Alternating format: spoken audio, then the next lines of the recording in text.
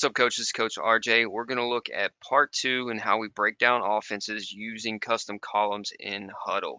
If you haven't had a chance, go back, watch part number one to see the first half of my column set. We talk more about situational stuff. We talk about formational data. We talk about play data. Now we're going to look at some more of the specifics. If you don't mind, click the like button. If you like this content, we'll try to get some more stuff out to you.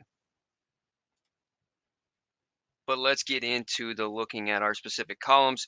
Where we left out was looking at some of the play column stuff, and now we'll kind of transition again to just some smaller details, but I still think they're really important when you need that extra data to help you find those tendencies, help you to find that edge over your opponent. So we're going to start with offensive strength here, and this is based off of the opponent formation. And you really, what I would encourage you to do is use the rules that you give to your athletes, right? So if it's to the back, if it's tight end first, right? What is that progression for you? I know for us, it's tight end first. If no tight end, go to the back. If a bounce set, go to the field. If it's a bounce set in the middle of the field, then call it to the quarterback's arm. If nothing else fails, then just call it left and get a set. All right. But we want to have an offensive strength. And then that flows into the next column, which is play direction, right? And that is the direction that the play is intending to go. All right. And caveat to this is when you start to get into more of the option stuff and the read stuff. All right. So if it's a, let's say this is a zone read and the quarterback keeps it out the back door, we still want to put that the play is going to our right. And again, we're using offensive perspective here to keep everything kind of all your data congruent together. All right. So if it is a play that looks like it's supposed to go to the right, but ends up being, kicked back and going to the left, we still want to put it going to the right. That just keeps everything simple and allows you to look at where things are designed to go, especially when you start comparing it against your hash data into the boundary, into the field based on the weak, the strong side. So keep everything nice and congruent using offensive perspective and simple left and right. The next column is G/K, which is also a lot for the kind of option teams that you'll run into. And this is where we want to put, did he give it or did he keep it, right? So we would put on there, like you can see this play above, it's a zone read play, but it's also an RPO because there's a bubble attached to it. We'll get into some more RPO uh, columns a little bit later. All right, but you want to be able to put on there, did he keep it? Did he give it? That'll be useful later on when you're running your reports. So that's what that column is. Easy, just put a G or K or leave it blank if nothing's going on. That will allow you to pull out any times that there's a pull, any times that there's a give. And you can kind of look at the defensive fronts that are being presented and see kind of why they're pulling, what are they reading, and that helps you to pull out that data. The next one is backfield, and this is what kind of picture are you getting in the backfield. So typically, again, I like abbreviations. It keeps things simple. For PSTL, it's pistol. G stands for gun. We have gun strong. We have gun weak. It could also be, if it's H back with the back away, it could be gun FP, which is flip. If they're gun with H with the back on top, it could be GST, gun stacked. So there's a bunch of variations that you can use. Again, gun weak and strong for me is it to the tight end, away from the tight end? If it's a doubles formation, right? If this tight end is no tight end, it's a 10 personnel doubles formation.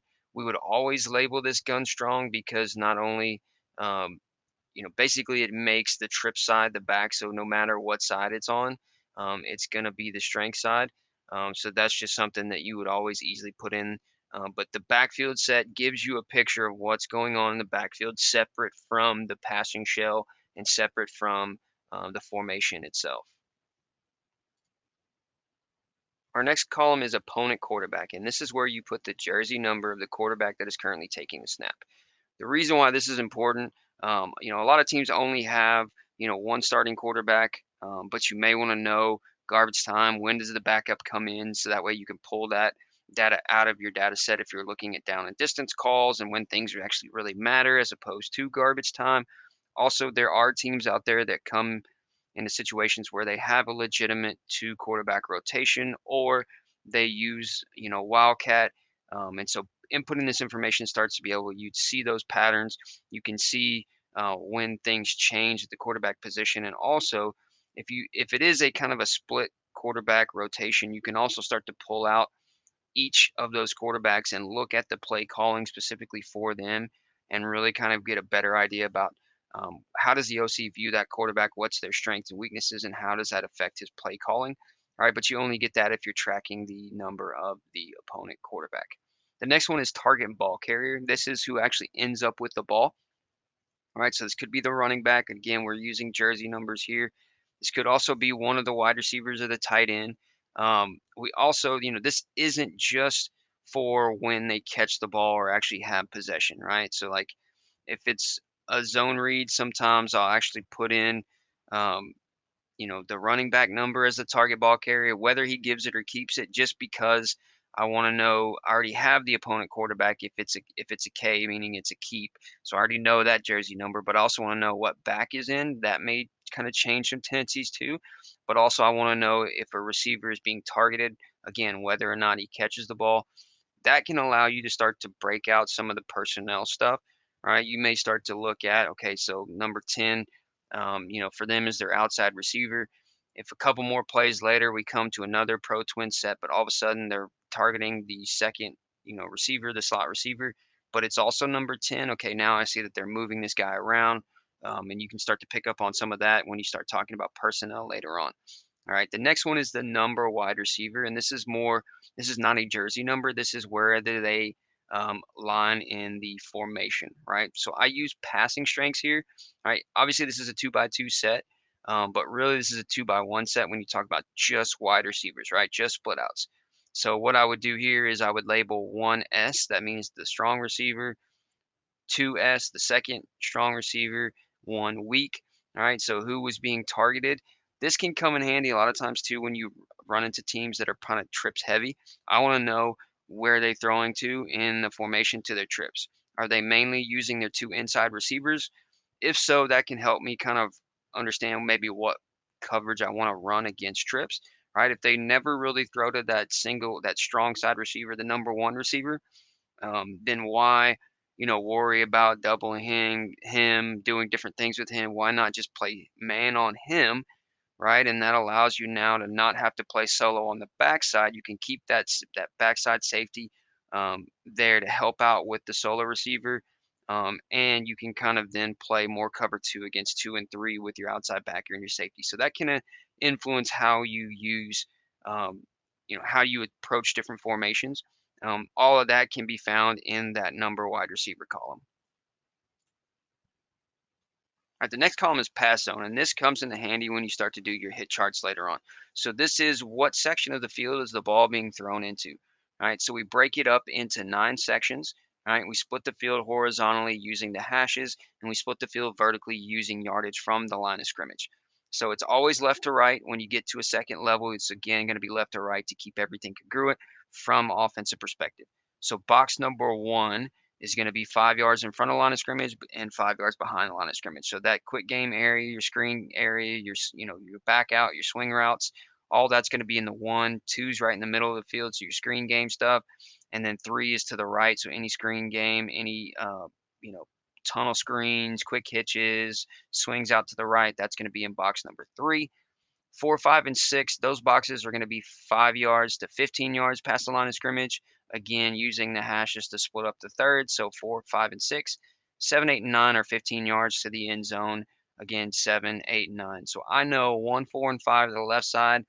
All right, so 3, 6, and 9 on my right side, and 2, 5, and 8 are going to be in the middle.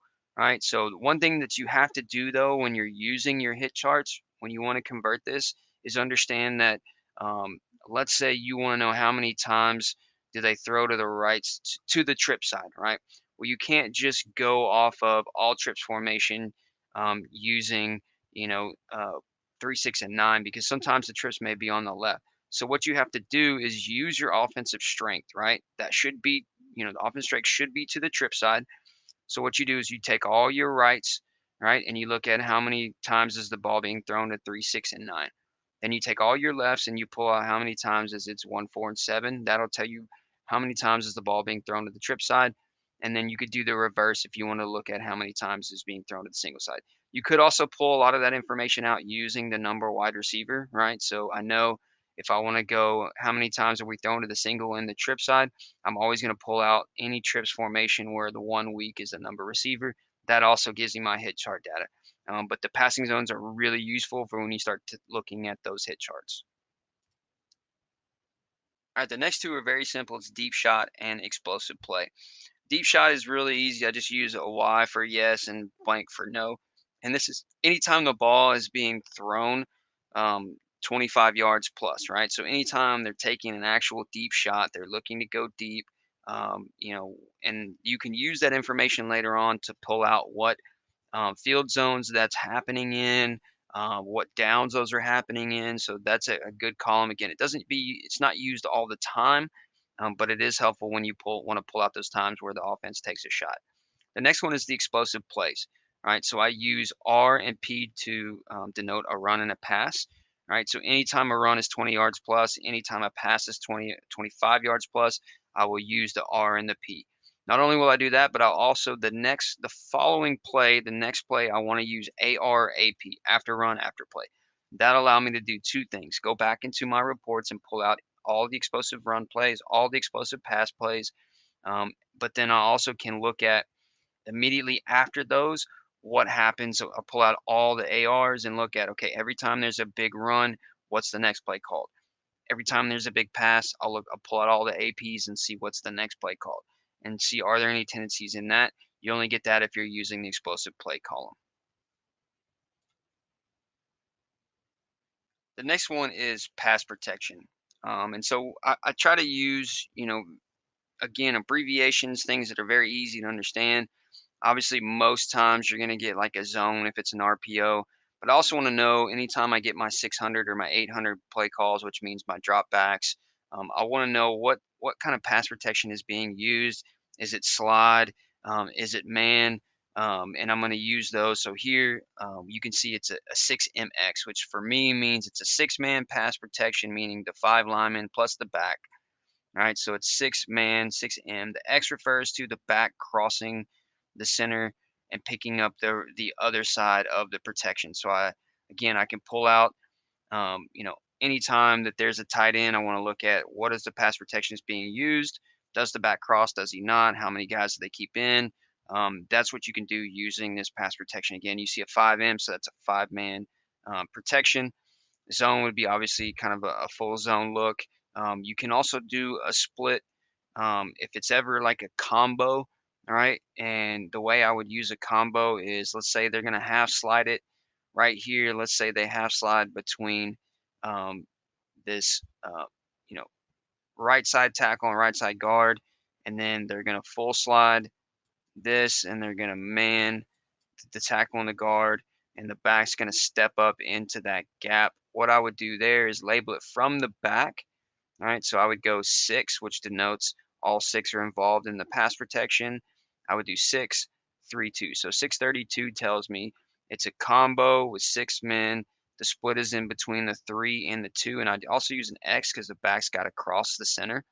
So if I know 632X, I know that this is the protection.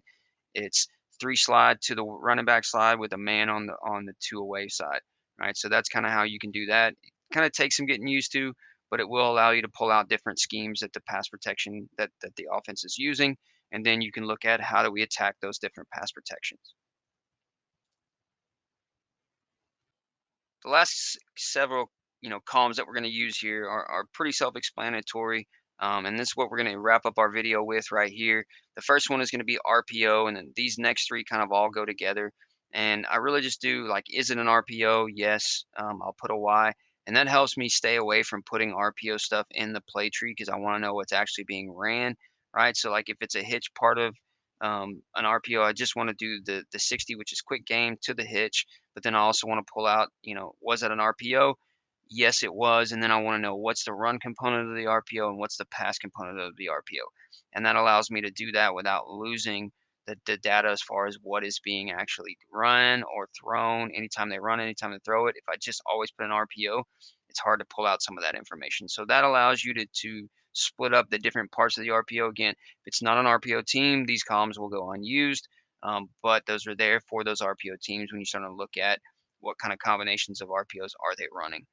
The next three kind of all go together, and that is what is the defense. It's still very important though to me because you always want to know offenses attack fronts and offenses attack coverages. So I want to know what is the defense being ran against them, and then look at those types of plays because you'll get three or four films, right? And you'll start looking through and you'll see, okay, man, they ran this, you know, bubble go concept, or they ran this, let's say, smash concept, a whole bunch of times. We need to practice that. Well, really, you need to really look at, okay, what are they running it against? Well, they're running at it against a team that ran predominantly cover two or Tampa two.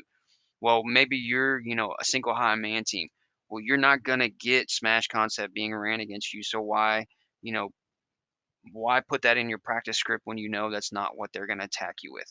So you can only really start to pull out those things when you start to put in, what are the fronts that are being run? We're a number system. We use numbers. For us, this is an over front. This is an under front. I also put stunts and blitzes. I don't use it a ton, but it's there if I ever need it. And then coverage for us, gold for us is cover three. Gold man is obviously cover one man. Eagles for us is two. So these are just different coverages that we use, but it helps us look at what are the coverages being ran, what are the concepts being ran against it. And then the final two are columns that I think are used a lot when you start to look at what teams certain things are being ran against, right? And then you can look at, well, that's because they're an odd front team, or that's because they're a single high team or cover two team. But it also is great for when you start to put your hit charts together, seeing where formations are being ran against, the amount that they're being ran against, and that'll help you determine if they're going to be ran against you. And what I do is the opponent team, this is who we're tracking. So this is LHS, right? So that's this high school. And then what is the defensive team that's going against them? And it might be different for each game, but that allows me to understand who are we tracking, right? And that may be an off-season thing you can use, but also who's the defense playing against them, and then you can start to pick out different things in different games. And then finally, they also have a notes section if you ever want to put something like, this is a great clip for how we run our dog stunner. This is a great clip for, when we ran our slant, or pull out, a cool concept that you saw ran that you want to have notes for. Because a lot of times you don't have those columns, and you start playing around with other columns and putting other information in columns, it jacks with your whole data set. So having a notes column where you can put, little notes and things for later on, it can be useful. I don't use it a ton, but it's there, especially when we start pulling out different things that we like for the off season and starting to put playlists together, can be very useful. There's an overview of my whole entire Huddle data set. I hope you enjoyed it. If you have any questions, write some comments down below. If you have any want to know about, again, a little bit more detail as to why we use those columns, I'm happy to do that. Trying to probably put out a part three maybe in another week or so and look at kind of generic reports that I run and how I run them using these column sets. And that may be useful to a lot of you defensive guys. But until next time when we talk some more ball.